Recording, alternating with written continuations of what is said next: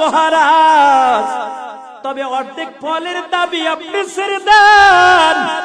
ওই বলকের বাদশা ডাক দেয়া বলে, যুবক দাবি ছাড়বো, তবে আমার একটা শর্ত আছে। শর্ত বলার আগে বলো, বুড়ি মহিলার দাবি অর্ধেক ছাড়ছে কিনা? কয় হ, ছাইরা দিস। বাদশা মনে মনে চিন্তা করলো, যেই যুবক অর্ধেক ফলের দাবি ছাড়ানোর জন্য শত শত মাইল পাড়ি দিয়ে আমি বাদশার রাজ দরবারে হাজির হয়ে গেছে, বাদশার আর বুঝতে বাকি নাই এটা সাধারণ কোন যুবক হবে না, এটা অবশ্যই একজন জান্নাতি বান্দা হবে। আল্লাহু আকবার বলেন। এর নবীর আশিকের দল। বাদশা তাড়াতাড়ি ঘরের মধ্যে চলে গেছে। বিবিরে ডাক দিয়ে করে, বিবি সুবর্ণ একটা সুযোগ চায়। কয় কি এমন সুবর্ণ সুযোগ যায় বলেন? করে বিবি, একটা বছরের মতন হয়ে গেল আমার মেয়েটাকে বিবাহ দেব, কিন্তু বিবাহ দিতে পারি না, কারণ শত শত যুবকগুলো লাইনে দাঁড়াইয়া দাঁড়াইয়া আমার মেয়েকে বলি, তোর যাকে পছন্দ হয় তুমি যাকে বলবা তার সঙ্গে বিবাহ দিব। কত এমপি মন্ত্রী ছেলেরাও লাইনে দাঁড়ায়, কিন্তু আমার মেয়ে তো কাউকে পছন্দ করে না। এরে বিবি, তুমি আমার মেয়ের কাছ থেকে অনুমতি নাও আমার রাজ দরবারের সামনে। আজকে এমন একজন যুবক রাজ দরবারে দাঁড়ানো, তবে আমার মনে হয় এটা সাধারণ দুনিয়াদার হবে না, এটা খাঁটি একজন আল্লাহর বান্দা হবে। কারণ অর্ধেক ফলের দাবি সারানোর জন্য রাজ দরবারে হাজির হয়ে গেছে। বিবি, তুমি আমার মেয়ের কাছ থেকে অনুমতিটা নিয়ে নাও। যদি আমার মেয়ে রাজি হয়, এই দিনদার যুবকের সঙ্গে আমার মেয়েটাকে বিবাহ দিয়ে দিব। আর মেয়েটাও তো একটা বছর আগে এই যুবককে স্বপ্নের মাধ্যমে দেখে, মাঝে মাঝে রাত্রে স্বপ্নে দেখে। বাদশা যত শত শত যুবক হাজির করে দেয়, কয় এমন স্বপ্নের মাধ্যমে যুবকের মতো চেহারা কাউকে দেখে না, এই জন্য যত যুবক আসে কয় না আমার পছন্দ হয় না। কিন্তু যখন বাদশার রাজ দরবারে হাজির হয়ে গেছে, মেয়েটার দিলের মধ্যে এমন সাক্ষী দেয়, ওই স্বপ্নের দেখা যুবক মনে হয় এখন বাবা রাজ দরবারে দাঁড়ানো। মেয়ের মাটা ডাক দিয়ে বলেন, সন্তান, কত যুবককে তুমি দেখছো কিন্তু কাউকে পছন্দ হয় না, তুমি এমন একজন দিনদার যুবক চাও, ও পর্দার আড়ালের মা গো, তুমিও তোমার মেয়েটাকে একজন দিনদার দেখে বিয়া দাও। ও বোনেরা, তুমিও 4 গুণওয়ালা দেখে বিবাহ বসো। আর যুবক ভাই, তুমিও 4 গুণওয়ালা মেয়ে দেখে বিবাহ করো। দেখবা আর দোয়ার জন্য আর শান্তির জন্য মাজারে যাওয়া লাগবে না, হুজুরের কাছে দোয়া চাওয়া লাগবে না, তোমার ঘরের মধ্যে আল্লাহ দেওয়া রহমত শান্তি নাজিল হতে থাকবে। আলহামদুলিল্লাহি ওয়া কাফা ওয়া সালামুন আলা ইবাদিহিল্লাযিনা ইসতাফা। আম্মা বা'দ ফাআউযু বিল্লাহি মিনাশ শাইতানির রাজীম। বিসমিল্লাহির রহমানির রহিম।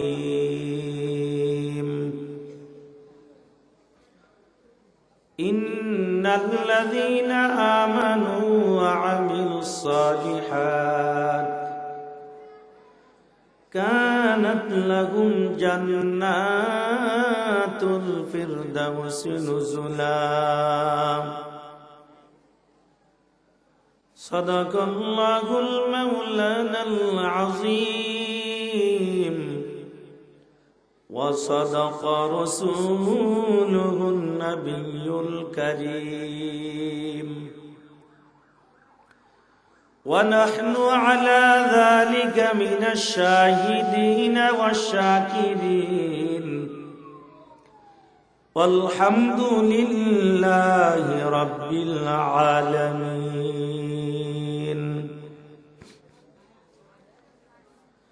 सूरज ने दिया अपने शुआओं को ये पैगाम, सूरज ने दिया अपने शुआओं को ये पैगाम, दुनिया है अजब सी जो कभी सुबह कभी शाम, दुनिया है अजब सी जो कभी सुबह कभी शाम। दुनिया में हो दुनिया का तलबगार नहीं हो, दुनिया में हो दुनिया का तलबगार नहीं हो, बाजार से गुजर हो खरीदार नहीं हो, बाजार से गुजर हो खरीदार नहीं हो। सुब्हानक ला इल्म लना इल्ला मा अल्लमतना इन्नका अंतल अलीमुल हकीम। रब्बि इश्रह ली सदरी व यस्सिर ली अमरी वहलुल उक़दतम मिन लिसानी यफ़क़हू क़ौली। अल्हम्दुलिल्लाह, আল্লাহ তাআলার প্রিয় বান্দাগণ, মুহাম্মদ রাসূলুল্লাহ সাল্লাল্লাহু আলাইহি ওয়াসাল্লামের আদরের উম্মতগণ, মহান মালিকের দরবারে নেয়ামতের শুকরিয়া আদায় করে নেই যে আল্লাহ রাব্বুল আলামিন এই ফিতনার জামানা থেকে আল্লাহ দয়া করে মায়া করে ভালোবেসে দুনিয়ার মধ্যে দামি জায়গা, কোরআন ও হাদিসের মজলিস, বেহেশতের বাগান, এই মোবারকময় মজলিসে আপনাকে আমাকে আসা এবং বসার তৌফিক দান করলেন। তাই মালিকের দরবারে নেয়ামতের শুকরিয়া আদায় করি আলহামদুলিল্লাহ। যদিও মানুষ কম, নেক কাজে মানুষ কমই থাকে। মনে করেন এখানে কোরআন ও হাদিসের কথা হইতেছে, কত মানুষ এখনো রাস্তাঘাটে ঘুরতেছে। আল্লাহ যদি পরকালে বলেন যে মাহফিল আমি কবুল করে মাহফিলের মধ্যে যারা ছিল সবাই নাজাতের ফয়সালা করে দিলাম, তাহলে যারা রাস্তায় আছে এরা মনে হয় আগে যাইব। কি করেন? আল্লাহ দোয়া করে যারা রাস্তাঘাটে আছে আল্লাহ যেন তাদেরকেও ময়দানে আসার সুযোগ দান করে দেয়। হালকা রিভাব দিয়ে দেন, ইকো দিয়ে নেই। এই জায়গাটা মাইক আছে উপরে, এই মাইকটার সাউন্ড শুধু এই মাইকটার সাউন্ড কমাই দেন আর হালকা রিভাব দিয়ে দেন, বেশটা একটু বাড়াই দেন, তো হালকা বাসমান সাউন্ড থাকবে। মজলিসের মধ্যে আপনি আমি ইচ্ছা করে আসতে পারি নাই, আল্লাহ তাআলা আপনাকে আমাকে নিয়ে এসেছেন। রাসূলের চাচা আবু জাহেল আল্লাহর রাসূলকে চোখ দিয়ে দেখছেন, কত হাজার বার দেখছেন, তার কোনো হিসাব নাই। রাসূলুল্লাহ সাল্লাল্লাহু আলাইহি সাল্লাম আবু জাহেলকে কমপক্ষে 4000 বার কালিমার দাওয়াত দিয়েছেন। আবু জাহেল মনে হয় জান্নাতি, কি কোন কালিমা নসিব হয় নাই। আর কত দূর থেকে কালো বেলাল রাসূলের নুরানি চেহারার দিকে তাকাইয়া কালিমা পরে মুসলমান হয়ে গেছে। শুধু তাই নয়, দুনিয়ায় থাকা অবস্থায় আল্লাহর জান্নাতের সুসংবাদ পেয়ে গেছেন। দিনের কাজ করা, নেক কাজ করা, এটা সবাই ইচ্ছা করলেই পারে না। আল্লাহ যাকে সুযোগ করে দেয় সে একমাত্র আসতে পারে, বসতে পারে, নেক কাজ করতে পারে। একই মায়ের 3টা সন্তান এক পাতিলের খাবার খায়, কিন্তু 2টা সন্তান নামাজি, বাকি একটা সন্তান গান বাজনার দিকে বেশি আকৃষ্ট। এক মায়ের সন্তান হওয়ার পরেও হেদায়েত কপালে নাই। কথাটা এই জন্যই বললাম, যেহেতু আল্লাহ নিয়ে এসেছেন, ইনশাআল্লাহ মোনাজাত পর্যন্ত থাকবেন তো। বেশি সময় আলোচনা করব না, কারণ অনেক রাত্র পর্যন্ত আলোচনা করলাম, কিন্তু ফজরের নামাজ আদায় করলাম না। তবে আল্লাহর কাছে দোয়া করি আল্লাহ যেহেতু ময়দানে নিয়ে এসেছেন, আমাদের সকলের নামগুলো আল্লাহ যেন জান্নাতি খাতার মধ্যে আল্লাহ তুলে দেয়। হারকে দারাত খৌফে হক দার দিল মাদাম জন্নাতুল মাওয়া দেহাদুরা মাকাম বেহেশত আযাম কে আজারে নবাশাত কসেরা বা কসে কারে নবাশাত जन्नतू दोज़ख से या रब क्या करो अर्जू है मैं तुझे देखा करो। ओ नबीर उम्मतेर दल, এই জন্য আল্লাহ ওয়ালারা গভীর রাতে মালিকের কুদরতি পায়ে সিজদা দিয়া কান্ত আর বলতো, মালিক জান্নাত দিয়া কি করব, জাহান্নাম দিয়া কি করব। কিয়ামতের ময়দানে চক্ষু দুইটা দিয়া জানো একটা বার তোমাকে দেখতে পাই। যারা আল্লাহর জন্য বড় পাগল, ওই মানুষগুলো কোরআনের বয়ান যখন হয়, আল্লাহর বান্দারা ঘরে থাকতে পারে না রে মুমিন, কারণ দেখিনি আমার মালিককে পেয়ে যায়। আমার মালিক না জানি আমাকে হেদায়েতের মালাটা পরাইয়া দেয়। মসজিদে আজান হয়ে যায়, আল্লাহকে পাওয়ার জন্য আল্লাহর কুদরতি পায়ে সিজদা দেয়। সকাল বেলা আরামের ঘুমকে বান্দা হারাম করে নামাজে দৌড়ায়। এরে মুমিন, কারণ পরকালে জান্নাত পাবে, চক্ষু দিয়া একটা বার মালিককে দেখবে। আর দুনিয়ার জমিনেও যারা আল্লাহর যারা বড় পাগল, আল্লাহ বলেন পরকালে তাদের চিন্তা লাগবে না। আল্লাহ তাদের আপ্যায়নের জন্য ওই জান্নাতুল ফেরদাউস রেখেছে।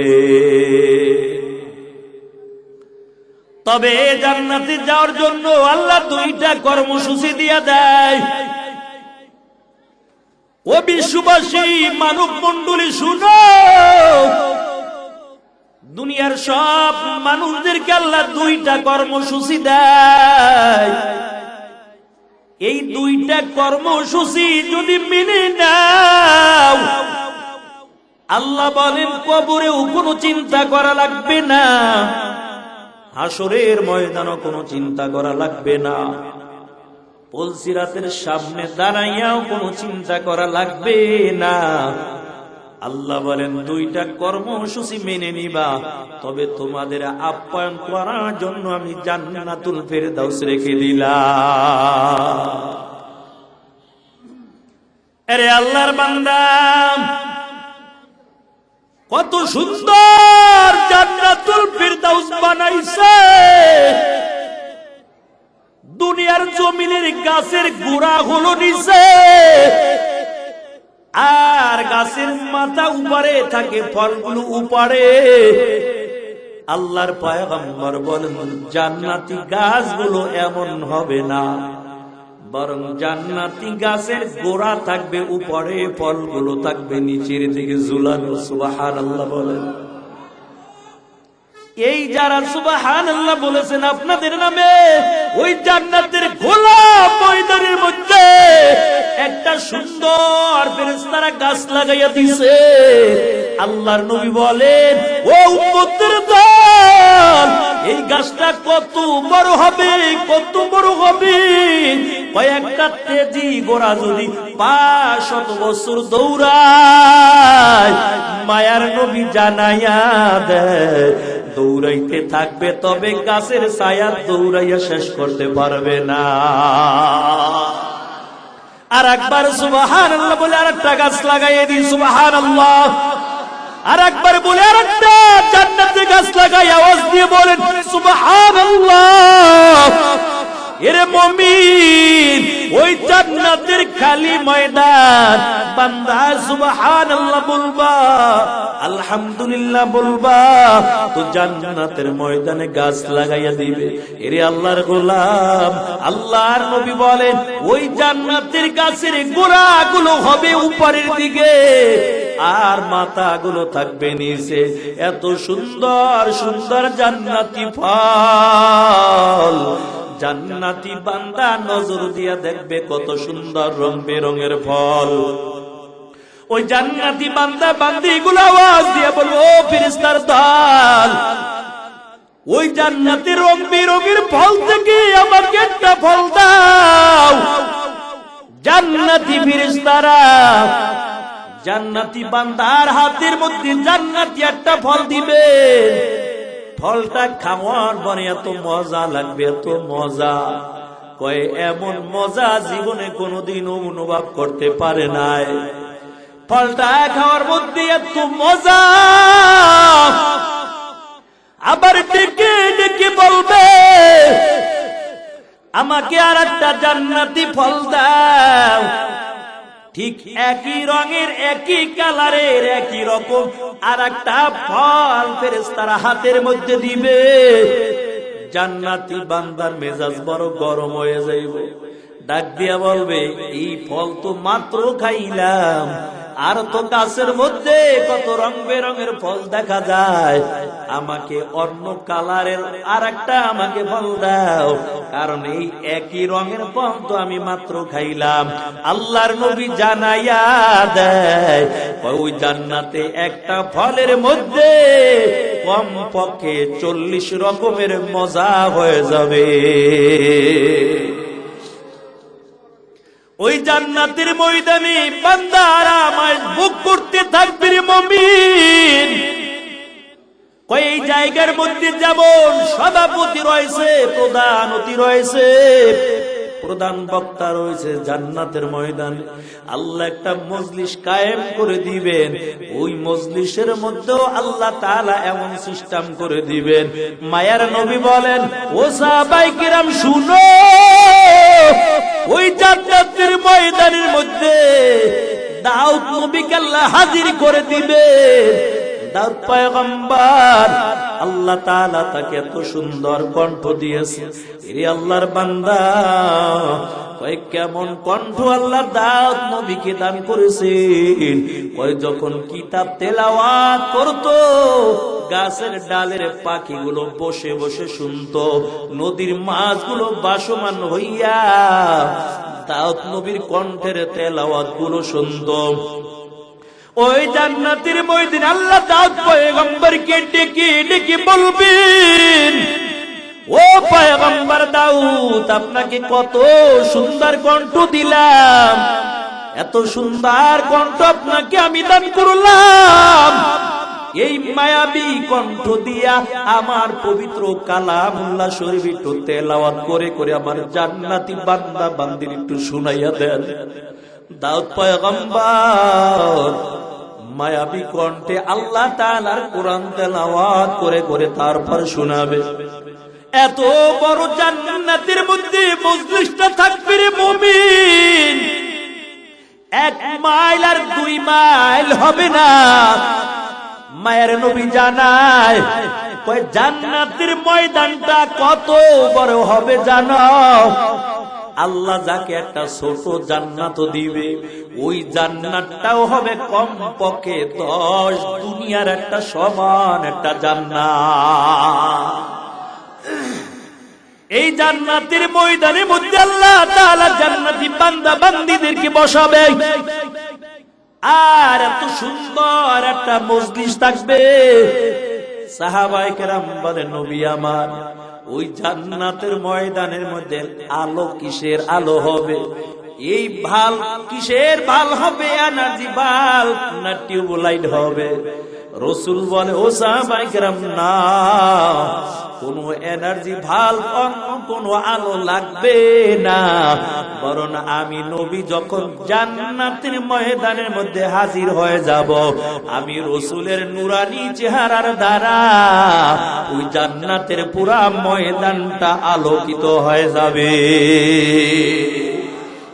ইমামুল আউয়ালিনাল আখিরিন বাহর সাদাকা রাহমাতাল লিল আলামিন সাইয়্যিদুল কাওনাইন খাতমুল মুরসালিন আখিরা মুদবুদে ফখরুল আউয়ালিন সাদা আজুদাশ রাহমাতাল লিল আলামিন মসজিদে ওশদহামারু ওয়া জমিন। এরে নবীর আশিকের দল, মায়ার নবী ডাক দিয়ে বলে, ও সাহাবায়ে কেরাম তবে শুনো, ওই জান্নাতের ময়দানের মধ্যে দাও পয়গম্বর আল্লাহর কোরআন তেলাওয়াত করে করে শোনাবে। আল্লাহ তাআলা আমি নবীকে হুকুম করবেন, আমি মুহাম্মাদুর রাসূলুল্লাহ সাল্লাল্লাহু আলাইহি ওয়াসাল্লাম পবিত্র কোরআন থেকে সূরা ইয়াসিন তেলাওয়াত করে করে তারপর শোনাবো। ওই মায়ার নবী এত সুন্দর করে কোরআন তেলাওয়াত করবে, আর আল্লাহর নবীর কণ্ঠের মধ্যে আল্লাহ এমন জাদু দান করে দিয়েছে। এরে মুমিন, কয় কেমন সুন্দর বানাইছে জানো? আল্লাহর পয়গম্বরকে আল্লাহ এমন সুন্দর বানাইলো। বলতে পারেন হুজুর, ইউসুফ নবীকে তো আল্লাহ বড় সুন্দর রূপ দান করেছে। কয় ইউসুফ নবীকেও তো সুন্দর রূপ দান করেছে, তবে মায়ার নবীকে আল্লাহ তাআলা কেমন সুন্দর বানাইলো। ওই মদিনার মহিলারা আম্মা জান আয়েশার কাছে চলে যায়, ডাক দিয়া বলে, আম্মা জান আয়েশা, আমরা জানি ইউসুফ নবীকে আল্লাহ বড় সুন্দর দান করেছে, এমন কি ওই মিশরের নারীরা ফল কাটতে যায় হাত কেটে ফেলেছে, তবে আমরা জানতে চাই আখিরি পয়গম্বরকে আল্লাহ কেমন সুন্দর বানাইলো। আম্মা জান আয়েশা ডাক দিয়া বলে, ও মদিনার মহিলারা তবে শুনাও, আমি বলি ওই জামানার মধ্যে যদি ইউসুফ নবী ওই জায়গায় না হইয়া আখিরি পয়গম্বর মুহাম্মাদুর রাসূলুল্লাহ সাল্লাল্লাহু আলাইহি ওয়াসাল্লাম যদি হইতো, নবীর চেহারার দিকে তাকাইয়া ফল কাটা তো দূরের কথা, ওই সমস্ত লোকেরা কলিজা কেটে ফেলতো, তারপরও কোনো খবর থাকতো না।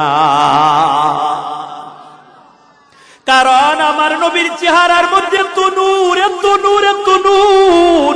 এর নবীর উম্মতের দল আম্মা জান আয়েশা বলে, তোমরা জমিন দিয়া চলতে হলে আলো লাগে, লাইট লাগে, আর মায়ার নবী যখন জমিন দিয়া চলতো, আল্লাহর নবীর নূরানি চেহারার দ্বারা পুরা রাস্তা আলোকিত হয়ে যাইত। আমি ঘরের মধ্যে বসে বসে সুই দিয়া কাপড় সেলাই করি, হঠাৎ করে আবার আলো বন্ধ হয়ে গেল, হাতের সুইটাও জমিনের মধ্যে পড়ে যায়, আমার বাতিও নাই, বাতি বন্ধ হয়ে গেছে, কেমন করে সুইটা এখন খুঁজে বের করব? আম্মা জান আয়েশা ডাক দিয়া বলে, এশার নামাজের পর আমার রাসূল যখন আমার ঘরের মধ্যে তাশরীফ আনলো, রাসূলের নূরানি চেহারার দ্বারা আমার পুরা ঘরটা আলোকিত হয়ে গেছে। শুধু তাই নয়, কোন জায়গার মধ্যে সুইটা পড়েছিল আমি আয়েশা নজর করে দেখি, ঘরের এক কোণার মধ্যে আমার হাতের সুইটা পড়ে আছে। তাহলে কেমন আলো হয়ে যাইত? কয় সুই পড়ে আছে, তাও দেখা যায় নবীর চেহারার মধ্যে কেমন নূর আল্লাহ দান করেছে। এই মায়ার নবী মক্কার জমিনের মধ্যে এই আল্লাহ যে দুইটা কর্মসূচি দিল, এক নাম্বার ঈমান, ঈমানের দাওয়াত যখন আল্লাহ নবী মক্কার জমিনের মধ্যে দেয়, আবু জাহেলের মাথা বড় গরম হয়ে গেল, ডাক দেয়া বলে, ভাতিজা মুহাম্মদ, সুন্দর নারী চাও, বাড়ি চাও, গাড়ি চাও, যা চাও তাই দিব। এই আরবের মধ্যে ক্ষমতা চাও, ক্ষমতাও দিব, তবে ভাতিজা মুহাম্মদ নতুন ধর্মের দাওয়াত দিতে পারবা না। আল্লাহ নবী ডাক দিয়া বলে, চাচা যান, আমার এক হাতের মধ্যে যদি চন্দ্র এনে দেন, আর এক হাতের মধ্যে সূর্য এনে দেন, তারপরও এক মুহূর্তের জন্য আমি ঈমানের দাওয়াত বন্ধ করতে পারবো না। এর নবীর আশিকের দল, কারণ ঈমানের করতাম। অন্ধকার কবরে গেলে জিজ্ঞেস করবে না কোন দল করেছো, কোন দলের নেতা ছিলা, কোন পীরের মুরিদা ছিলা, কোন বংশের লোক ছিলা, কোনো পরিচয় চলবে না। কয় গরিবের জন্য 3টা প্রশ্ন হবে, টাকাওয়ালার জন্য প্রশ্ন হবে 3টা, আর আলেমের জন্য প্রশ্ন হবে 3টা, সাধারণ মানুষের জন্য প্রশ্ন হয়ে যাবে 3টা। 1 নাম্বার রবের পরিচয় দাও, ধর্মের পরিচয় দাও। 2 নাম্বার আল্লাহর নবীর ছবিটাই না বলো এই ব্যক্তিকে চেনো কিনা। দুনিয়ার জমিনের মধ্যে যারা রসুলের বড় আশিক, যারা আবু বকর ওমর বেলালের মধ্যে যারা পাগল, ওই আবু বকরের মতো যারা পাগল, ওমরের মতো যারা নবীর বড় আশিক, তারা বলবে এই ব্যক্তির সুন্নাত তরিকা আমি দুনিয়ার জমিনের মধ্যে চলছি। এরে আল্লাহর বান্দা, রসুল চলে গেছে 1500 বছর হয়ে গেল, তবে আমরা রসুলকে পাই না।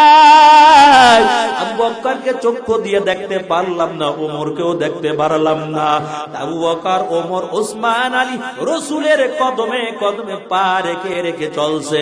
তো আবু বকর দুনিয়ায় থাকা অবস্থায় জান্নাতের টিকিট পেয়ে গেছে, বেলাল নবীর কদমে কদমে চলছে, দুনিয়া থাকা অবস্থায় জান্নাতের সুসংবাদ পেয়ে গেল। কে সেই আবু বকর, কে সেই ওমর, কে সেই উসমান আলী জানো? এই আবু বকরের মালের কোনো অভাব ছিল না, সম্মানের কোনো অভাব ছিল না, টাকা পয়সার কোনো অভাব ছিল না। আবু বকর সব কিছু আল্লাহ রাস্তায় দান করতে করতে এমন গরিব হয়ে গেছে, একটা সালার চট গায়ে দিয়া বসে আছে। এর আল্লাহর বান্দা জিব্রাইল আমিন সালার চট গায়ে দিয়া রসুলের কাছে হাজির হয়ে গেল। রসুল ডাক দেয়া বলে, ও ভাই জিব্রাইল, এমন পোশাকটা কেন পরলা? কারণ এমন পোশাক তোমাকে কোনোদিন পরতে দেখি নাই। জিব্রাইল ডাক দেয়া বলে, রসুল আমার, ওই আপনার সাহাবী আবু বকরের দিকে একটু তাকান। আবু বকর যে পোশাক আজকে পরেছে, আল্লাহ তাআলা আবু বকরের পোশাকটা এমন ভাবে কবুল করেছে, শুধু আমি জিব্রাইল একা পরেছি এমন না, আসমানের সমস্ত ফেরেশতারা আজকে এই পোশাক পরিধান করেছে। তাহলে আবু বকরের মাল তো সব আল্লাহর রাস্তায় দান করে দিয়েছে, ওই কেন আবু বকর এত দামি হয়ে গেল? রসুলের পিছে পিছে চলছে, রসুলের কদমে কদমে চলছে, রসুলের সুন্নাতকে বড় মহব্বত করছে। ঈমানটা এমন ভাবে এনেছে, দুনিয়ার সব কিছু ছাড়তে রাজি, তার বড় ঈমান ছাড়তে তারা রাজি না। ওই বেলাল রসুলের কদমে কদমে চলে চলে ঈমানটা বড় মজবুত করে নিল। ও মুমিন মুসলমান, ওই যে ভারতের জমিনে বড় একটা মাদ্রাসা হলো দেওবন্দ মাদ্রাসা। এই দেওবন্দ মাদ্রাসার মুহতামিম হলো কাসেম নানুতবী রাহমাতুল্লাহ আলাইহি ছিলেন। তিনি ছিলেন প্রতিষ্ঠাতা, তিনি ছিলেন মুহতামিম। এই মাদ্রাসা পৃথিবীর এই দুনিয়ার মধ্যে দামি একটা মাদ্রাসা হলো। কওমিয়া মাদ্রাসার মেইন কেন্দ্র হলো ওই দেওবন্দ মাদ্রাসা। এই কাসেম নানুতবী রাহমাতুল্লাহ আলাইহি কত বড় একজন বুজুর্গ, রাসূলের সুন্নাতকে মহব্বত করার পর কেমন কাসেম নানুতবী রাহমাতুল্লাহ আলাইহি দামি হয়ে গেছে। ওই মাদ্রাসার মধ্যে এমন একজন মুহাদ্দিস ছিল, নাম ছিল আবু ইউসুফ। আল্লাহর জন্য বড় পাগল, হাদিসের দর্শ দিতে দিতে দিতে দিতে এমন হাদিসের প্রতি বড় মায়া হয়ে গেছে, দুনিয়ার জমিনের মধ্যে বিয়া শাদী করে নাই। লোকেরা বলতো, হুজুর কেন আপনি বিবাহ করেন না? বলে আবু ইউসুফ আল্লাহর বান্দা ডাক দিয়ে বলে, আমার বিবাহ তো বুখারী শরীফের সঙ্গে হয়ে গেছে, আমি হাদিসকে এমন মহব্বত করি, হাদিসের কিতাব যতক্ষণ পর্যন্ত আমি খুলে না দেখব ততক্ষণ পর্যন্ত আমার দিলের মধ্যে শান্তি পাই না। এই মাদ্রাসার পাশে আর একজন সাধারণ মানুষ ছিল। এর যুবক ও বুড়া বাবাজিরা আলেম হতে পারেন নাই, দিলের মধ্যে কষ্ট নিবেন না, রাসূলের সুন্নাতকে মহব্বত করবেন, আল্লাহ বড় দামি বানাইয়ে দিবে। কয় কেমন দামি বানাইছে জানো? ওই মাদ্রাসার পাশে আর একজন মুরাব্বি ছিল, আল্লাহর একজন বান্দা ছিল, রাসূলকে বড় ভালোবাসতো, আল্লাহ রাসূলের সুন্নাত কি এমন ভাবে মহব্বত করত। একদিন আল্লাহর বান্দা স্বপ্নের মাধ্যমে দেখতেছে রাসূল অমুক এলাকার মধ্যে এসেছে, বড় একটা সিংহাসন সাজানো, ওই সিংহাসনের মধ্যে আল্লাহর পয়গম্বর বসে আছেন, আবু বকর ওসমান আলী ও নবীর দুই পাশে বসে আছে, আর বাকি কয়েকটা চেয়ার মাত্র খালি, ওই চেয়ারের মধ্যে কিছু বান্দা বসে আছে। কত মানুষ রাসূলকে দেখার জন্য যায়, ওই আল্লাহর বান্দা স্বপ্নে দেখে, কয় যখন রাসূলকে ওই এলাকার মধ্যে দেখলো, তার দিলের মধ্যে রাসূলের বড় ভালোবাসা জায়গা গেল। আল্লাহর বান্দা স্বপ্নের মাধ্যমে দেখতেছে, আর রাসূলকে দেখার জন্য পাগলের মতো হইয়া দৌড়ায়, জমিন দিয়া জোরে জোরে হাঁটতেছে রে মুমিন, এমন ভাবে দৌড়াইতেছে। কিছু দূর যাওয়ার পর নজর করে দেখতে পায় কাসেম নানতুবি রাহমাতুল্লাহ আলাইহি তিনিও আস্তে আস্তে করে হেঁটে যায়।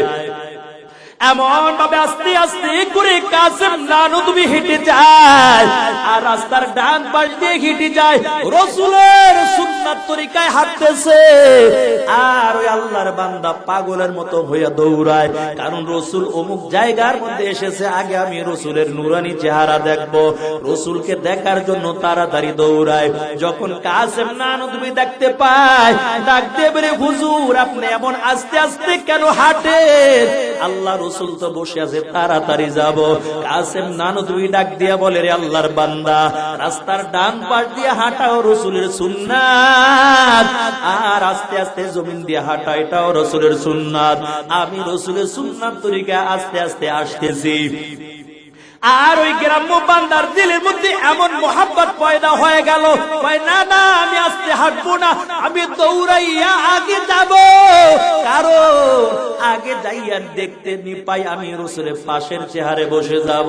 এমন করে করে স্বপ্নের মাধ্যমে দেখতেছে, এমন ভাবে দৌড়াইতেছে দৌড়াইতেছে, নজর করে দেখতে পায় আর কোন চেয়ার খালি নাই, রাসূলের পাশে একটাই মাত্র চেয়ার খালি পড়ে আছে। আল্লাহর বান্দা যখন গেল ওই চেয়ারটার মধ্যে তাকে বসতে দিল। আল্লাহর বান্দা চেয়ারের মধ্যে বসার পর দিলের মধ্যে এমন খেয়াল চলে আসলো, হায় রে আমার কেউ তো কাসেম নানতুবি রাসূলের জন্য বড় পাগল, যদি একটু দৌড়াইয়া দৌড়াইয়া আসতো তাহলে আজকে এই চেয়ারের মধ্যে কাসেম নানতুবি বসে যাইতো। কিন্তু সে তো আস্তে আস্তে আস্তে করে হাঁটতেছে, একটু পর নজর করে দেখতে পায় কাসেম নানতুবি গেটের মধ্যে দিয়ে ঢুকতেছে। আল্লাহর পয়গম্বর যখন কাসেম নানতুবিকে দেখলো, নবীজি ডাক দিয়া কাসেম নানতুবিকে আস্তে করে বুকের মধ্যে জড়াইয়া, আর বসার যেহেতু চেয়ার নাই, আল্লাহ রাসূলের কোলের মধ্যে কাসেমকে বসার জন্য সুযোগ করে দিয়েছে। বড় অবাক হয়ে গেল গ্রাম বলো, কি রে আমি আগে আসলাম রাসূলের পাশের চেয়ারে বসে গেলাম, কাছে হেঁটে হেঁটে এসে গেছে। স্বপ্নের মাধ্যমে ডাক দিয়া কয়, কি ব্যাপার আপনি তো রাসূলের কোলের মধ্যে বসে গেছেন, আপনার কপালটা তো বড় ভালো। ওদিক থেকে রাসূল স্বপ্নের মাধ্যমে জানায়, ও আল্লাহর বান্দা তবে শুনো, কাসেম আস্তে আস্তে করে হেঁটে হেঁটে হেঁটে হেঁটে আমি রাসূলের সুন্নাত তরিকায় আসছে, এই জন্য আমি রাসূল কাসেমকে আগে আমার বুকের মধ্যে জড়িয়ে নিয়েছি। নবী দুনিয়ার জমিনের 1400 বছর আগে রাসূল দুনিয়ার থেকে বিদায় হয়ে গেছে। এ মুসলমানের যুবক, তবে এখন যদি রাসূলের সুন্নাতের পাগল হও, রাসূলের সুন্নাত মুখের মধ্যে যদি দাড়িটা রাখো, রাসূলের যদি যদি বড় আশিক হও, ওই 1400 বছর দূরে থাকবে না। রাসূল বলেন কিয়ামতের ময়দানে আমার জান্নাত আর তা জান্নাত কাছাকাছি হয়ে যাবে। যে যত রাসূলের সুন্নাতের জন্য বড় পাগল, সে তত আমি রাসূলের নিকটবর্তী হয়ে যাবে। এরে আল্লাহর বান্দা, দুনিয়ার জন্য পাগল হইয়া কোনো লাভ নাই, আখিরাতের জন্য পাগল হয়ে যাও, কারণ দুনিয়া দেখতে না দেখতে শেষ হয়ে যাবে। এই জন্য আল্লাহ দুনিয়ার সকল মানুষদেরকে জানায়, ও বিশ্ববাসী মানব মণ্ডলী শুনে লও, আমি দুইটা কর্মসূচি দিলাম, যদি তোমরা মেনে নাও দুনিয়া সফল হইবা, পরকালেও সফল। এক নাম্বার হলো ঈমান, দুই নাম্বার হলো নেক আমল। ঈমানটা মজবুত করে যদি নেক আমল করতে পারো, আল্লাহ বলেন তোমার কোনো চিন্তা করা লাগবে না, তোমার আপ্যায়ন করার জন্য আমি জান্নাতুল ফেরদাউস রাখলাম। এই জান্নাতুল ফেরদাউস কিয়ামতের ময়দানে একটা মাছের কলিজা দিয়া কোটি কোটি মানুষদেরকে আল্লাহ তাআলা জান্নাতের মধ্যে মেহমানদারি করাই দিবে। আর আপনি আর আমি এই 3.5 মানুষ, এই 3.5 মানুষ, ছোট্ট একটা পেট, এই রিজিকের জন্য মানুষের হক নষ্ট করি, মানুষের উপর আঘাত করতেও চিন্তা করি না, কেমন করে মানুষের হক নষ্ট করব, কেমন করে জুলুম করব। এর আল্লাহর বান্দা, আর সমুদ্রের মধ্যে আল্লাহ তাআলা এমন মাখলুক বানাইছে, এমন মাছ বানাইলো, এমন একটা মাছ সমুদ্রের মধ্যে আছে যেই মাছের প্রতিদিন খাবার হলো 1000 কেজি চিংড়ি মাছ। আল্লাহ 1000 কেজি চিংড়ি মাছ খাওয়াই ওই মাছটাকে জীবিত রাখে। আরে আল্লাহর বান্দা, আর আপনার আমার ছোট্ট একটা পেট রিজিকের জন্য বড় পাগল। যারা রিজিকের জন্য বড় পাগল হয়ে গেছে, এই 3.5 মানুষের বনিয়ে আমার ছোট্ট একটা পেট খাবারের জন্য পাগল হয়ে গেল, অথচ তোমাকে আমাকে দুনিয়ার জমিনে পাঠানোর আগে আল্লাহ রিজিকের ব্যবস্থা কইরা পাঠাইছে। তবে যারা ঈমানওয়ালা তারা রিজিকের চিন্তা করে না, কারণ মুসিবতের মধ্যে পড়েছে তবু 2 রাকাত নামাজ পড়ে মালিকের কাছে চায়। দুনিয়ায় হারাম মাল চায় না, দুনিয়ায় এমন খাবার চায় যে খাবার হালাল খাবার চায়। ইমানদার বান্দা হারামের দিকে দৌড়ায় না, ইমানদার বান্দা হালাল যেদিকে আছে এদিকে দৌড়ায়। এরে মুমিন মুসলমান আল্লাহর বান্দা, একজন আল্লাহর যুবক বান্দা কেমন হালাল পদে উপার্জন করতে জানো, মালিকের জন্য বা কেমন পাগল। আল্লাহর বান্দা জমিন দিয়া হাঁটতেছে, 3 দিন পর্যন্ত কোনো খাবার পায় না, না খেয়ে জমিন দিয়া আল্লাহর বান্দা পথ চলতেছে। হাঁটতে হাঁটতে এমন একটা চর অঞ্চলে চলে গেল, আর ক্ষুধার যন্ত্রণা সইতে পারে না, কারণ 3 দিন পর্যন্ত কোনো খাবার খায় না। আল্লাহর বান্দা যখন নদীর কিনারায় বসে গেল, হঠাৎ করে নজর করে দেখতে পায় কত সুন্দর একটা পাকা ফল নদীর থেকে আস্তে আস্তে করে ভেসে যায়। আল্লাহর বান্দা চিন্তা করলো, আমার পেটের মধ্যে তো বড় ক্ষুধা, এই পাকা ফলটা নদী দিয়া ভেসে যায়। ফলটা উঠাইয়া খুব মজা করে আল্লাহর বান্দা খাইলো, কিন্তু ক্ষুধা ছিল, ক্ষুধার তাড়নায় ফলটা খাইলো। ফল খাওয়ার পর দিলের মধ্যে এমন চিন্তা জেগে গেছে, হাই রে কার গাছের আমি ফল খাইলাম। আল্লাহ যদি পরকালে ডাক দিয়া বলে, রে বান্দা, ওই পাশা ফলের মালিক তো তুমি ছিলা না, কেন তুমি মানুষের ফলগুলো খাইলা, আর তোমার জীবনে যা ইবাদত করছো সব নষ্ট হয়ে গেছে, ওই পরকালে আমার কি উপায় হবে? আল্লাহর বান্দার দিলের মধ্যে বড় ভয় জেগে গেল। তবে এই ফলের মালিক আমি কই পাবো, কেমন করে ফলের মালিক পাবো? তবে মাথার মধ্যে একটা বুদ্ধি চলে আসলো, পানি যেহেতু ডান দিক থেকে আসতেছে, আমার মনে হয় ফলের বাগানের দিকেই হবে। নদীর কিনারায় কিনারায় আল্লাহর বান্দা দৌড়ায়। কিছু দূর যাওয়ার পর নজর করে দেখতেছে, যেই ফলটা খাইলো ঠিক ওই ফলের একটা বাগান দেখা যায়, আর ফল গাছের একটা ডাল নদীর মধ্যে ভরে আছে। একই রকমের আরো ফলগুলো দেখতে পায়। ওই ফলের বাগানের মালিককে খোঁজা শুরু করে দিল। দিলের মধ্যে এমন এমন খেয়াল জেগে গেল, এই ফলের মালিক, এই ফলটাই বাগানের হবে, আর এই ফলের মালিককে আমার খুঁজে বের করতে হবে। ফলের মালিককে খুঁজে বের করব, তবে আগে ফলের বাগানের মালিক কই? মালিককে যখন খোঁজা শুরু করলো, খুঁজতে খুঁজতে সংবাদ পাইল এই ফল বাগানের মালিক হলো একজন মহিলা। এই আল্লাহর বান্দা হাঁটতে হাঁটতে ওই বুড়ি মহিলার বাড়ির মধ্যে চলে গেল। ডাক দিয়ে বলে, ও বুড়ি মা, ওই বাগানের মালিক কি তুমি কিনা বলো? বুড়ি মহিলা বলে, হ্যাঁ, ওই ফল বাগানের মালিক হলাম আমি। এবার লোকটা ডাক দিয়ে বলে, বুড়ি মা, ওই বাগানের ডালের একটা পাকা ফল নদী দিয়া ভেসে যায়, ওই পাকা ফলটা আমি ক্ষুধার তাড়নায় খাইয়া ফেলাইছি। ও বুড়ি মা, ওই ফলের দাবির একটু আপনি মেহেরবানি করে চাইরা দেন। বুড়ি মহিলা ডাক দিয়া করে, যুবক, ফলের মালিক তো আমি একা না, কারণ এই বাগানের মালিক হলো বলকের বাদশাহ। পাখি শিকার করার জন্য যখন গ্রামের মধ্যে আসলাম, এই বাগান ক্রয় করার মতো টাকা আমার ছিল না। বলকের বাদশাহ যখন চলে আসলো, আমরা দুইজনে মিলে এই বাগানটা ক্রয় করে নিলাম। তবে আমি অর্ধেক ফলের দাবি ছাড়াইতে পারি, কিন্তু বাকি অর্ধেক ফলের দাবি আমি কিন্তু ছাড়তে পারবো না।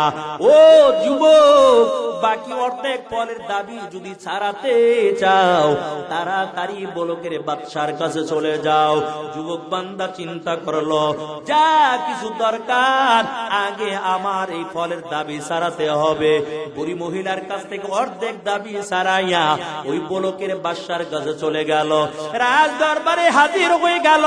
ডাকতে বলে, বাদশা মহারাজ, ওই গ্রামের মধ্যে একটা ফলের বাগান, বুড়ি মহিলার সঙ্গে আপনি অর্ধেক মালিক হলেন, আপনি বাকি অর্ধেক মালিক হলো বুড়ি মহিলা। বাদশা ডাক দিয়া বলে, হ্যাঁ, অর্ধেক মালিক হলাম আমি। ওই যুবক ডেকে ডেকে বলে, বাদশা মহারাজ, বড় একটা সর্বনাশ করে ফেলাইছি। কয়, কি সর্বনাশ? ওই বাগানের একটা ফল নদী দিয়া ভেসে যায়, আমি ভাষা ফল খেয়ে ফেলেছি। অর্ধেক ফলের দাবি বুড়ি মহিলা ছেড়েছে, বাকি ফলের অর্ধেক দাবি সারানোর জন্য আপনার রাজ দরবারে হাজির হয়ে গেলাম। বাদশাহ তো বড় দিনদার বাদশাহ, আমাদের দেশের মতো এমন ছেঁচড়া শুরু না যে টাকা পিঠের তলে থুয়ে তারপরে ঘুমায়। কয়, মানুষ সব যদিও মারতে হয়, যত রক্ত লাগে রক্ত দিব। শাপলা চত্বরের মধ্যে হাজার হাজার ওলামায়ে কেরামদেরকে মারছে, তারপর রক্তের পিপাসা মিটে নাই। এরে আল্লাহর বান্দা, তারপরও ক্ষমতায় বসে এমন গ্যারান্টি দেয় 41 সাল পর্যন্ত ক্ষমতার মধ্যে থাকবো। আল্লাহ বলে, সাবধান হয়ে যাও, সাবধান হয়ে যাও, 41 সাল পর্যন্ত থাকতে পারবা না। কারণ যদি সীমা লঙ্ঘন করে দাও, মানুষের উপর যদি জুলুম অত্যাচার করো, 41 সাল পর্যন্ত থাকতে পারবা না। হয় তোমার দল বল নিয়া সামনের দরজা দিয়েও পালাইতে পারবা না। হয় 41 সাল তো দূরের কথা, 24 সালের মতো পিছনের দরজা দিয়া পালা। এর নবীর আশিকের দল আর এমন পালান পালাইছে, কই একটা নেতারও কোনো খবর নাই। আর নেতাগুলো এমন ভাবে লুকানো অবস্থায় রয়েছে, যেমন গর্তের মধ্যে যাইয়া ইঁদুর লুকায়।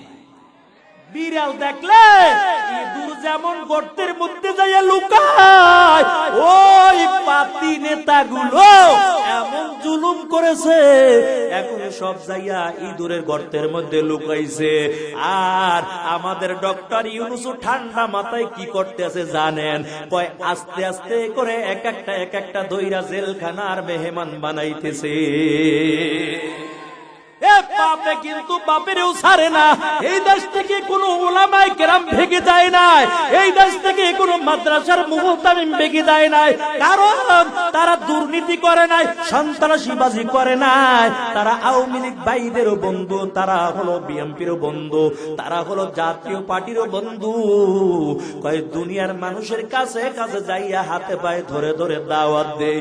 এমন একটা সময় গেছে, এমন কথা যদি এই চেয়ারে বসে বল বলতাম, আগে বলতো মাইক সরাইয়া হুজুর তাড়াতাড়ি চেয়ার থেকে নাইমা যান।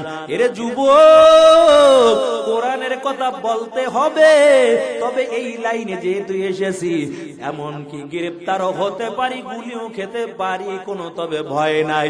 বুঝে শুনে তারপর চেয়ারের মধ্যে বসলাম।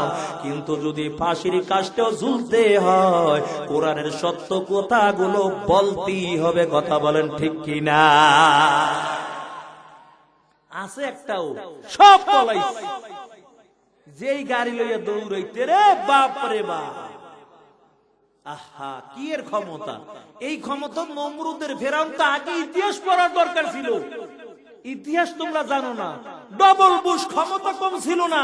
মুসলমানের এমন রক্ত চুষে চুষে খেয়েছে। আল্লাহ কয় সাবধান, বেশি অহংকারী করবি না, বেশি কিছু লাগবে না।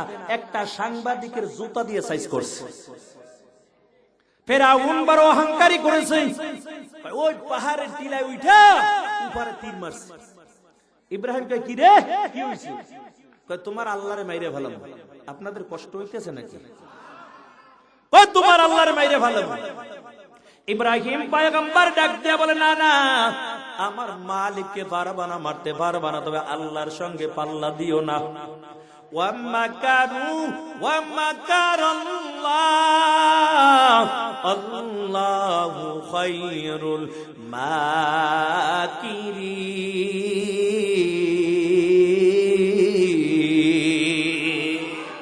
কাদের কুদরত দারি বর কামাল, আনতা রব্বি আনতা হাসবি জুল জালাল, তুহি কাদের জলিলুল্লাহ জাহাদার, বহরহাল তুহি মেরা নেগাদার। ইব্রাহিম কয় না না,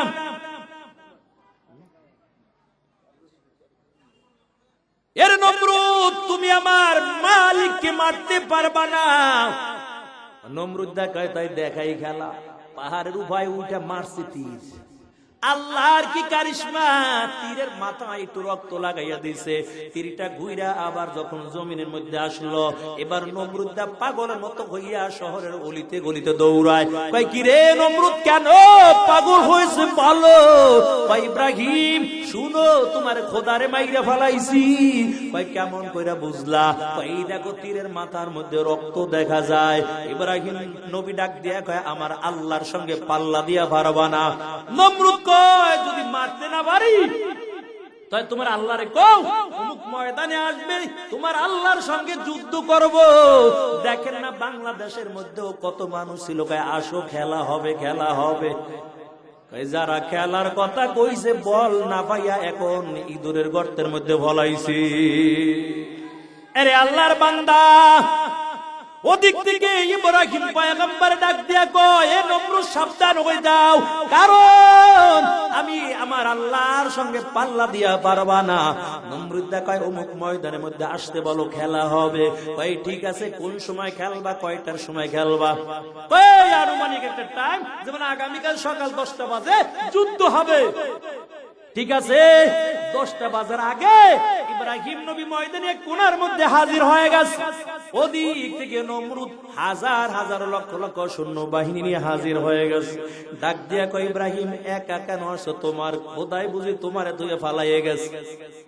ইব্রাহিম নবী ডাক দিয়া কয়, আরে বোকার দল, আমি তো যুদ্ধ করার জন্য আসি নাই। কয় তাই কেন আসছো? কয় তুমি আল্লাহর সঙ্গে যুদ্ধ করবা, আমি আসছি খেলা দেখার জন্য।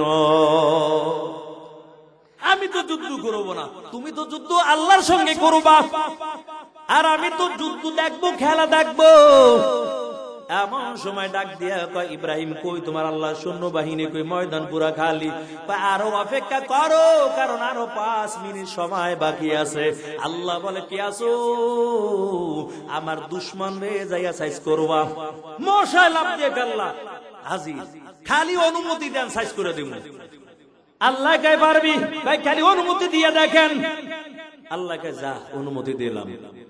মশাই অনুমতি পাওয়ার পর বড় গরম মেজাজ নিয়ে দৌড়ায়, কয় কার আগে কে যাইবা কি যাইয়া আল্লাহর দুশমনরা আগে সাইজ করবে, এক একটা প্রতিযোগিতা শুরু করে দিয়েছে, কে আগে যাইতে পারে ময়দানে। নমরুদ ডাক দেয়া কয়, কি ইব্রাহিম কেন এত ভ্যান ভ্যান ভ্যান ভ্যান আওয়াজ? ইব্রাহিম পয়গম্বর ডাক দিয়া কয়, অপেক্ষা কর, আল্লাহর সৈন্য বাহিনী আসতেছে। কি সৈন্য বাহিনী, আবার কোনো তো কিছুই দেখা যায় না। মশা এমন ভাবে দৌড় শুরু কইরা দিছে, এমন চারদিক থেকে মশা আসতে আসতে পুরো ময়দানটা ভরপুর হয়ে গেছে। কয় বেশি কিছু লাগে না, এক একটা কামড় দেয় আর বালিশ সারা জমিনে হতে যায়। একটা ল্যাংড়া মশা পিছে বইরা রয়েছে, কয় তোরা আগে যা, না খাইতে না খাইতে আমি দুর্বল হয়ে গেছি, আমি একটু পরে আইতেছি। ল্যাংড়া মশা পিছনে পিছনে আসতেছে। নমরুদ নজর করে দেখতে পায়, কই আমার সৈন্য বাহিনী তো একটাও নাই, কারণ সব অস্ত্র শস্ত্র জমিনে ফালাইয়া বালিশ তারা সব হুতি গেছে, সব মারা গেছে। নমরুদ কে খাইছে, আমি বুঝি আমার ফালা, আগে নিজে বাচ্চা লই দিছে সিফা দিয়া দৌড়। সিফা দিয়া যখন দৌড়তেছে, ল্যাংড়া মশা দাঁড়ানো। আল্লাহর কাছে ডাক দেয়া, আল্লাহ অনুমতি দাও, আমি তো বড় দুর্বল, তবে একটু অনুমতি দাও, বড় শয়তানটারে আমি ধরি। আল্লাহ কাজা অনুমতি দিলাম। আল্লাহর অনুমতি পাওয়ার পর ল্যাংড়া মশারা নাকের থেকে দুইটা হেডকোয়ার্টারে যেয়ে বসে, মাথার তালুর মধ্যে যেয়ে বসে গেল। ওই হেডকোয়ার্টারে বসে বসে আস্তে আস্তে করে কামড় দেয়, আর নমরুদের যন্ত্রণা বেড়ে যায়, আমার কামড়দা যন্ত্রণা বেড়ে যায়। নমরুদ এবার পাগল মতো দৌড়াইয়া রাজ সিংহাসনের দিকে চলে গেছে। রাজ দরবারে হাজির হয়ে একটা চিৎকার মারছে, কই কে কই আছো, তাড়াতাড়ি আয়। কয় কে বাসা, কি হইছে? কারণ আপনি তো বড় খোদা, আপনি তো দাবি করেছেন আনা রব্বুকুমুল আলা, আমি তো বড় খোদা। এখন খোদার অবস্থা এমন কেন হইলো, কেন চিৎকার মারেন? এই কথা কোস না, মেজাজ বড় খারাপ। কয় কি করবো আগে কন? কয় দুইটা পাশে দাঁড়াইয়া দাঁড়াইয়া আমার মাথা টিপ দেয়, একটু ভালো লাগে, টিপ দেয় একটু ভালো লাগে। মশাইকার দ্বারা খেলা দেখাইতেছি, ভিতরে থাইয়া গিয়ার একটা বাড়াই দিচ্ছি। এবার কামড় একটু জোরে দিয়ে দিছে, এখন আর টিপে কাজ হয় না, এইবার আরো জোরে দে। কয় বাদশা মহারাজ কেমন করে জোরে দিব, হাত টিপতে টিপতে হাতের অবস্থা 12টা হয়ে গেছে। আর একটা পাশে দাঁড়াই, কয় বাদশা মহারাজ তবে যদি একটু অনুমতি দেন, আমার দ্বারে ভালো একটা বুদ্ধি আছে, একটা পাকা বুদ্ধি। কয় কি বুদ্ধি? কয় কইতেও তো লজ্জা লাগে, ভয়ও লাগে, না জানি আবার আমার উপর মার শুরু করেন, কারণ সত্য কথাও তো বলতে পারতাম না, না জানি জেলে যাওয়া লাগে। কয় এখন কোন মুসিবতের বইরা গেছে, আগে কোন আমারে কিছু কইবেন নি? কয় না, তোরে কিছু কমু না, আগে আমার জীবনটা বাঁচাইলে। কয় বাদশা মহারাজ হাতের টিপে আর কাজ হবে না, কারণ যেহেতু ব্যথা বাইরে গেছে, তবে আমার পায়ের নিচে একটা শক্ত জুতা আছে, যদি একটু অনুমতি দেন জুতা দিয়ে তো পিড়াইয়ে দিই, কেমন মজা।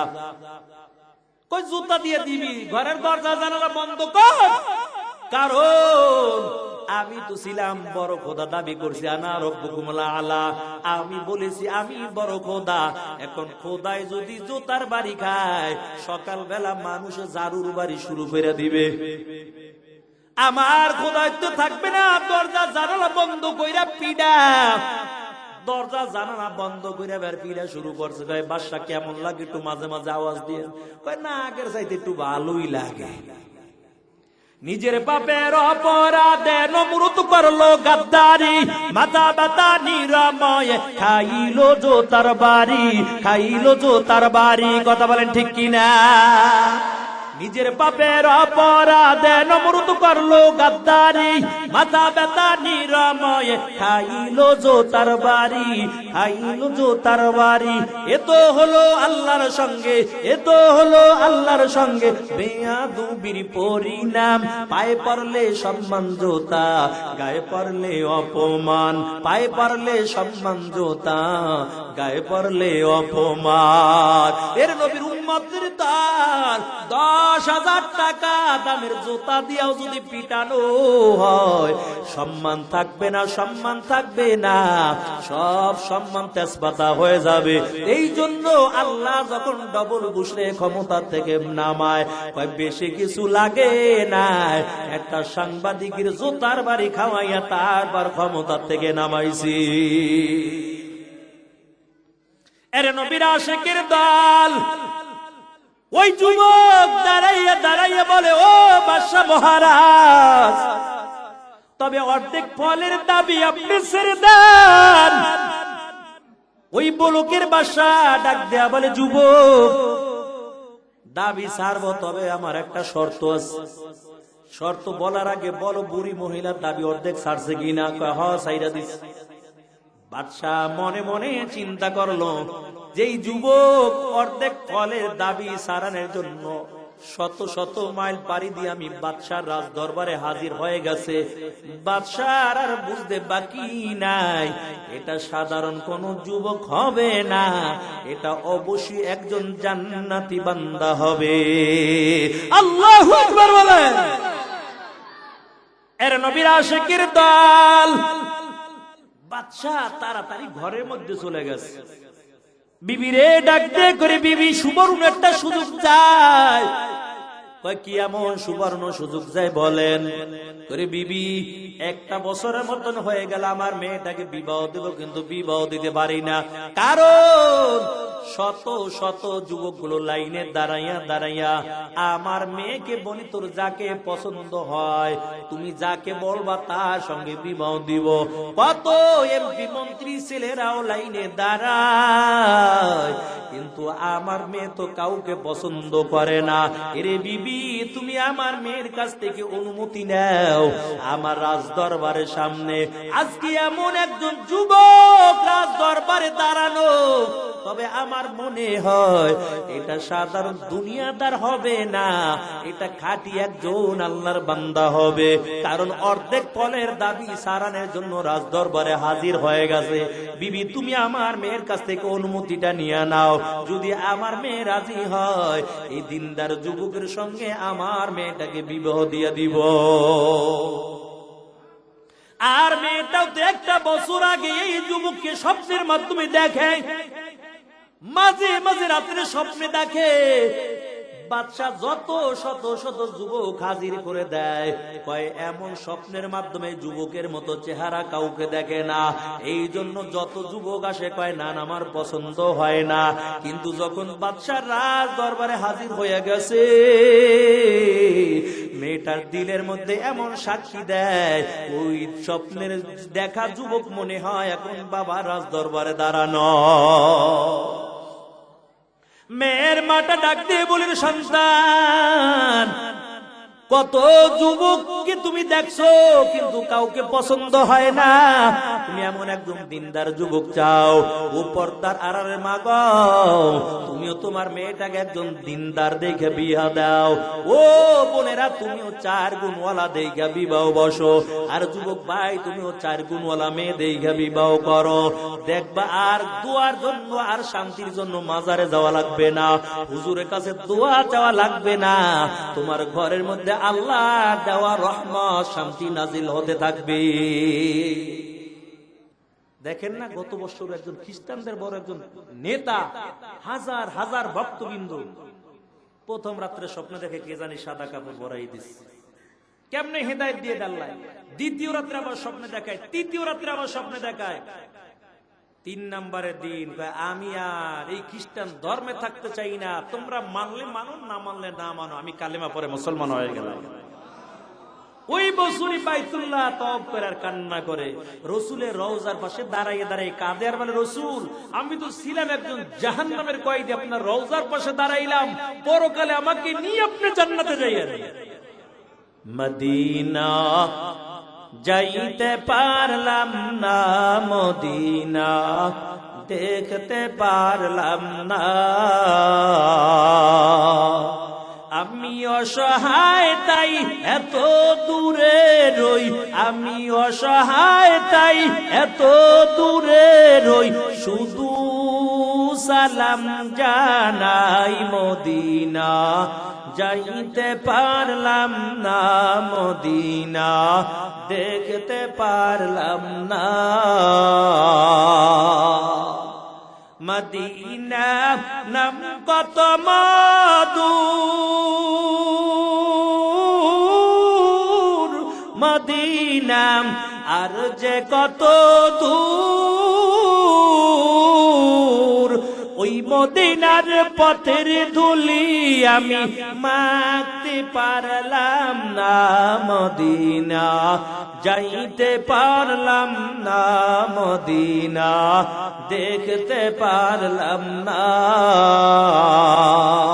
আল্লাহ আমাদের সবাইকে মক্কা মদিনার মুসাফির বানাই নেন, বলেন আমিন। তবে আল্লাহ কবুল করলে সময় লাগে না রে মুমিন। জুনায়েদ বাগদাদি ছোট্ট একজন বালক সন্তান, কয় ছোট মানুষ একজন খ্রিস্টান যুবকের সঙ্গে ভালো সম্পর্ক। জুনায়েদ বাগদাদির কাছে খ্রিস্টান যুবক হাজির হয়ে গেল। একদিন আইসা খ্রিস্টান যুবক আবার তাড়াতাড়ি যাওয়ার জন্য বড় ব্যস্ত হয়ে গেল। ওদিক থেকে জুনায়েদ ডাক দিয়ে বলো, খ্রিস্টান যুবক তুমি আসছো আবার তাড়াতাড়ি যাওয়ার জন্য, কেন পাগল? খ্রিস্টান যুবক ডাক দিয়ে বলে, জুনায়েদ আমাদের খ্রিস্টান ধর্মের বড় একটা মজলিস হবে, বড় একটা মজলিস, হাজার হাজার খ্রিস্টান ধর্মের লোকগুলো থাকবে। আমাদের খ্রিস্টানদের বড় পাদ্রী আছে, উনি ওই মজলিসের মধ্যে হাজির থাকবে। এটা প্রতিদিন হয় না, মাসেও হয় না, বছরে একবার হয়। আমাদের পাদ্রী একটা উপদেশ দিবেন, আমরা সারা বছর উপদেশটা মেনে নিব। জুনায়েদ বাগদাদি বলে, কি উপদেশ দিবে? আমিও তোমার সঙ্গে ওখানে যেতে চাই। খ্রিস্টান ডাক দেয়া বলে, জুনায়েদ না না, ওই জায়গার মধ্যে তুমি যেতে পারবা না, কারণ ওই জায়গায় যদি কোনো মুসলমানের সন্তান যায় তাকে বন্দী করে রাখা হয়, তুমি ওই জায়গার মধ্যে যেতে পারবা না। এরে আল্লাহর বান্দা জুনায়েদ বাগদাদি ডেকে ডেকে বলে, ও খ্রিস্টান যুবক, তবে আমাকে নিয়ে তোমার কোনো চিন্তা করা লাগবে না, কারণ মুসলমানের দুনিয়ার জমিনে কেউ নাই। তবে এটা বিশ্বাস আছে, মুসলমানের সঙ্গে একমাত্র আল্লাহ আছে। এর নবীর আশিকের দল খ্রিস্টান যুবক ডাক দিয়ে বলে, জুনায়েদ তোমাকে বড় মহব্বত করতাম, এই জন্য কথাটা বললাম, তবে তুমি কেন ওই জায়গার মধ্যে যাইবা? ছোট্ট বালক জুনায়েদ বাগদাদি ডাক দিয়ে বলে, এরে যুবক, আল্লাহর একমাত্র দ্বীন হলো ইসলাম ধর্ম, এটাই একমাত্র সত্য কথা, কারণ আমার জবানের কথা না, আল্লাহ পবিত্র কালামুল্লাহর মধ্যে বলেন, ইন্নাদ-দীনা ইনদাল্লাহিল ইসলাম, একমাত্র আল্লাহর কাছে মনোনীত ধর্ম হলো ইসলাম। এই ইসলামের দাওয়াতটা আমি লক্ষ লক্ষ খ্রিস্টানের সামনে দিব। ওই খ্রিস্টান যুবক দাঁড়াইয়া বলে, জুনায়েদ তোমার তো বড় সাহস আছে, কারণ ওই জায়গায় মুসলমান গেলে তাকে বন্দী করে, তারপর তুমি যাইবা আর বড় মুসলমানের সাহায্য আল্লাহ করবে। এরে নবীর আশিকের দল ওই ছোট্ট বালক জুনায়েদ বাগদাদি ওই ময়দানে চলে যায়। ময়দানের এক কোণার মধ্যে আস্তে করে মাথা নিচে দিয়ে বইয়া রইছে। খ্রিস্টান পাদ্রী বড় দামি সিংহাসনের মধ্যে বসে গেল। দামি সিংহাসনের মধ্যে বসার পর কেমন জানি ঠোঁটটা নাড়ায়, জিহ্বা নাড়ায়, কিন্তু জবান দিয়ে কথা বের হয় না। সব খ্রিস্টান শ্রোতার দল পুরো অবাক হয়ে গেল, কি ব্যাপার, কেন আপনার জবান দিয়ে কথা বের হয় না? ওই খ্রিস্টান পাদ্রী ডাক দেয়া কয়, কথা কইস না, আমি বড় চিন্তার মধ্যে আছি। কয়, কি চিন্তা? কয়, কেন কথা বের হয় না জানো? এই মজলিসের মধ্যে একজন মুসলমানের সন্তান আছে, যেই মুসলমানের সন্তান থাকার কারণে আমি কথা বলতে চাই, কিন্তু আমি কথা বলতে চাই, জিহ্বা নাড়াই, ঠোঁটটা নাড়াই, কিন্তু আমার জবান থেকে কথা বের হয় না।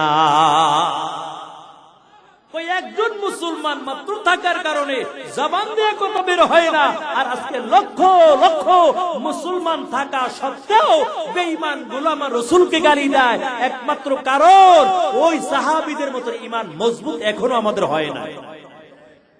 সাহাবায়ে কেরাম যুদ্ধের ময়দানে গেছে, বারবার পরাজিত হয়ে যায়, কই সব সাহাবায়ে কেরাম পরামর্শের মধ্যে বসলো, কি রে মুসলমান তো সিংহের জাতি, পরাজিত তো হবে না, কেন আমরা বারবার যুদ্ধে আমরা পরাজিত হই? সবাই বইয়া সিদ্ধান্ত করতেছে আগামীকাল আমরা একটা রাসূলের সুন্নাত জিন্দা কইরা তারপর যুদ্ধের ময়দানে যাব। কয় কি সেই সুন্নাতটা? আমরা আগামীকাল সবাই মেসওয়াক কইরা তারপর যুদ্ধে যাব। ওদিক থেকে খ্রিস্টান ওই কাফেরের গোয়েন্দা একজন পাঠাইয়ে দিছে তাবুত থেকে, এই একজন যাও মুসলমানের তাবুতে চলে যাও, দেখবা আগামীকাল মুসলমানরা কিভাবে যুদ্ধ করবে, তাদের কৌশল কি। যখন এই কাফের লোকটা গেছে মুসলমানের তাবুতে, সাহাবায়ে কেরামের তাবুতে যখন গেছে, কাছাকাছি যাইয়া দেখে সব সাহাবায়ে কেরাম গাছের ডালবালা ভাইঙা শুধু দাঁত বসতে আছে, দাঁত বসতে আছে। ওই পাগলের মতো দিছে দৌড়, কয় তাড়াতাড়ি ময়দান ছাড় নাইলে মুসিবত আছে। কয় কি হইছে? কয় আমার মনে হয় আগামীকাল একটা কামরা কামড়ি যুদ্ধ হবে, আগামীকাল যুদ্ধটা হবে একটা কামরা কামড়ির যুদ্ধ। কয় কেমনে বুঝলা? কয় সব মুসলমান অস্ত্র শস্ত্র থুইয়া তারপরে শুধু দাঁত দাঁড়াইতেছে, পারবা কামরা কামড়ি যুদ্ধ করতে? কয় না। কয় আগে ময়দান ছাড়। আরে মুসলমানের বিজয় অর্জন করতে হলে অস্ত্র লাগে না, কামান লাগে না, বিমান লাগে না, নারায়ে তাকবীরের একটা স্লোগান দিবে, বেঈমানের পেটের মধ্যে পাতলা পায়খানা শুরু হয়ে যাবে। তার একমাত্র প্রমাণ হলো বাংলাদেশ দ্বিতীয়বারের মতন আবার যখন স্বাধীন হয়েছে, কোন অস্ত্র লাগে নাই, লক্ষ লক্ষ ছাত্র জনতা উলামায়ে কেরাম মানুষগুলো নাইমা যখন একটা ওই বড় একটা স্লোগান দিয়েছে, কয় যেই বঙ্গভবনে এত সুন্দর পাহারা দিয়া রইছে, কয় এমন ভাবে পালাইছে দরজা দিয়েও পালাইতে পারে না, উপরের থেকে ভাগছে। অস্ত্র লাগছে, সব ছিল খালিয়া। আল্লাহ দেখায় এরে মুমিন মুসলমান আল্লাহর গোলাম, ওই ছোট্ট বালক ময়দানের মধ্যে হাজির হয়ে গেছে। খ্রিস্টান জিব্বালার এই কথা বের হয় না, কি ব্যাপার? এই বিয়া কিন্তু রইছে, মনে রাখেন। আর যারা বিয়া করেন না 4 গুণ দেখে বিয়া করবেন, এটাও বইলা যাবো, শুনবেন তো। 4 গুণ ওয়ালা আমি বিবাহ করব, রাজি আছেন নি? ওই দেন বুড়া মানুষটা মাথা লাগায় রাজি আছে। বিয়ে একটা করছে আর একটা করতেছে, আজকে বাড়ি যাইয়ে না করাইবেন ইচ্ছে মতন। বড়র বড়াই করলে দিলে রহমত আসে না, নিজেকে নিজে ছোট মনে করিও সদা। উঁচু জায়গার পানি যেমন নিচু জমিনে যায়, তেমনি আল্লাহর রহমত আসে নম্রতার হৃদয়। টাকা গোল পয়সা গোল, গোল আলু গোল, এর চেয়ে বেশি গোল মনের গন্ডগোল। কাক কালো কুকিল কালো আরো কালো কেশ, এর চেয়ে বেশি কালো মনের হিংসালেশ। নিম তিতা নিন্দা তিতা আরো তিতা খর, এর চেয়ে বেশি তিতা 203-এর ঘর। যারা 2টা করছেন টেড্ডা পাইতেছেন, সেড্ডা কত বড়ে। কয় 2 জন মনে হয় রাইতে 2 দিকে ভাগ ধরে টানাটানি শুরু করে দেয়। এর নবীর উম্মতের দাল ওদিক থেকে জুনে ছোট্ট বালক ময়দানে হাজির হয়ে গেল। খ্রিস্টান পাদ্রী কয় আমার জবান দিয়ে কথা বের হয় না, কারণ ময়দানের মধ্যে একটা ছোট্ট বালক মুসলমানের সন্তান আছে। সব শ্রোতার দল বড় গরম হয়ে গেল, কয় ওই মুসলমানের সন্তান, তারে আমাদের দেখাই দেন, দইরা ভালো করে সাইজ করুন। খ্রিস্টান পাদ্রী কয় না না, কারণ আমার দিলের মধ্যে এমন কিছু প্রশ্ন জেগে গেছে, তবে আমার মনে হয় এটা সাধারণ কোন মুসলমান না, খাঁটি একজন মুসলমান হবে। আর এমন খাঁটি মুসলমান আমি খুঁজতেছিলাম। আমার দিলের মধ্যে যে প্রশ্ন জেগে গেছে, খাঁটি মুসলমান ছাড়া উত্তর দিতে পারবে না। ও খ্রিস্টান শ্রোতার দল, তাকে মারবা না কিছুই বলবা না। ওই ছোট্ট বালককে আস্তে করে খ্রিস্টান পাদ্রীর কাছে হাজির করলো, আর ডাক দিয়া বলে, ও মুসলমানের সন্তান, বলো তুমি এই জায়গার মধ্যে কেন আসছো? আসছি একমাত্র দ্বীনের দাওয়াত দেওয়ার জন্য। কয় দিনের দাওয়াত দিবা, তবে শুনো আমার দিলের মধ্যেও এমন কিছু প্রশ্ন জেগে গেছে, যদি উত্তর কোরআন হাদিস দিয়া দাও আমিও দেরি করব না। এই হাজার হাজার লক্ষ লক্ষ ভক্তবৃন্দ রাইখা আমিও সাথে সাথে এখন কালিমা পয়রা মুসলমান হয়ে যাব। আর যদি উত্তর না দিতে পারো জেলখানার মধ্যে বন্দি করে তারপর অবস্থা 12টা বাজামু। কয় ঠিক আছে আপনার কথা মানলাম। কয় তোমাদের উলামায়ে কেরামদেরকে ডাকো। ছোটায় জোনায় ছোট্ট বালক শত শত উলামায়ে কেরামদেরকে হাজির করলো। কয় এক পাশে শত শত উলামায়ে কেরাম, আর এক পাশে হাজার হাজার খ্রিস্টান শ্রোতার দল। ওদিক থেকে খ্রিস্টান পাদ্রী দামি সিংহাসনের মধ্যে বসে গেল। ডাক দিয়ে বলো মুসলমান উলামায়ে কেরাম ভালো, 4টা প্রশ্নের উত্তর তোমরা দিতে পারবা নি? কয় ইনশাআল্লাহ পারবো। কারণ মুসলমান কোন কাজ করার আগে যখন ইনশাআল্লাহ বলবে ওই কাজটা আল্লাহর জন্য বান্দার, আল্লাহ ওই কাজটা বান্দার জন্য অতি সহজ করে দিবে। এই জন্য কোন কাজ করার আগে ইনশাআল্লাহ বলবো। এর নবীর আশিকের দল। ওদিক থেকে জুনায়েদ বাগদাদি শত শত উলামায়ে কেরাম যখন হাজির করে দিল, কয় পারমু। খ্রিস্টান পাদ্রী দামি সিংহাসনের মধ্যে বইসা, এই মুসলমানের দল, 1 নাম্বার প্রশ্ন বলো আল্লাহ এখন কি করে। 2 নাম্বার প্রশ্ন বলো আল্লাহ কোন দিকে তাকানো। তবে মন করা দিলে হবে না, কোরআন হাদিস দিয়ে দিতে হবে। 3 নাম্বারে বলো কোন জায়গার মধ্যে সূর্যের আলোটা একবার পড়ছে আর কিয়ামতের আগে ওই জায়গার মধ্যে সূর্যের আলো পড়বে না। 4 নাম্বারে বলো কোন কবর জিন্দা ছিল, কবরের মধ্যে বাসিন্দা যিনি ছিল তিনিও ছিল জিন্দা, আবার জিন্দা কবরটা চলাফেরা করেছে। 5 নাম্বারে বলো কোন কয়েদখানার মধ্যে আলো নাই, বাতাস নাই, কোনো অক্সিজেন নাই, কিন্তু আল্লাহ তাআলা তার বড় ওই কয়েদিকে জিন্দা রেখেছে। সব মুসলমান উলামায়ে কেরাম মাথা নিচু দিয়ে আল্লাহর কাছে দিলটা লাগাইয়া দোয়া করেন আর ডেকে ডেকে বলে মালিক যুগে যুগে মুসলমানের বিজয়ের মালাটা পরাইছো। আয় আল্লাহ আজকে তুমি এই মুসলমানদেরকে আল্লাহ তুমি বেইজ্জতি করবা না। আল্লাহ তুমি এমন ইলম আমাদের দান করে দাও, কেমন করে বলবো এখন তুমি কি করো, কেমন করে বলবো কোন দিকে এখন তুমি চাইয়া রইছো, কেমন করে বলবো কোন জায়গার মধ্যে সূর্যের আলো একবার পড়েছে, কেমন করে বলবো কোন কবর জিন্দা ছিল, কবর বাসিন্দাও জিন্দা ছিল, কেমন করে বলবো কোন কয়েদখানা আলো নাই, বাতাস নাই, কোন অক্সিজেন নাই, তারপর কয়েদিকে আল্লাহ তাআলা জিন্দা রেখেছে। আয় আল্লাহ আমরা তো মুসলমান, তোমার উপর ঈমান আনলাম, তবে কেমন করে আল্লাহ বলবো, এমন কোন ক্ষমতা নাই, তবে তুমি বেইজ্জতি মুসলমানে করবা না, আজকে মুসলমানের বিজয়ের মালাটা পরাইয়া দিবা। এমন করে দিলটা লাগাই আল্লাহর কাছে দোয়া করা শুরু করলো।